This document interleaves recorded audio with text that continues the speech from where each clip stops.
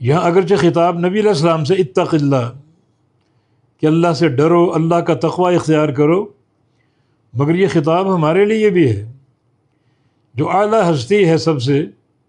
جب اس کو تقوی کا حکم دیا جا رہا ہے، بہت زیادہ ہم تقوی کے محتاج ہیں، تو پھر بالاولیٰ یہ حکم ہمارے لیے بھی ہے۔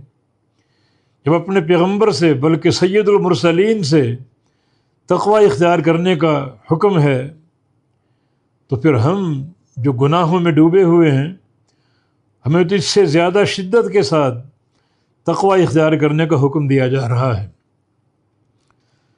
تو اے نبی، اللہ سے ڈر جا اور اللہ کے خوف پر مداومت اختیار کر لو، تسلسل اور ہمیشگی اختیار کر لو،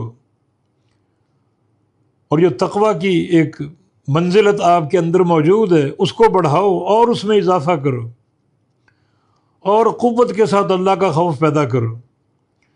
تو ہمیں بھی بڑی قوت کے ساتھ اللہ کا خوف پیدا کرنے کی نصیحت کی جا رہی ہے، کیونکہ تقوی پر ہی مدار نجات ہے، دنیا کی کامیابی، آخرت کی کامیابی تقوی ہی پر قائم ہے۔ والعاقبۃ للتقوی، جو بھی امر ہو، ہر امر کا انجام بخیر تقوی ہے۔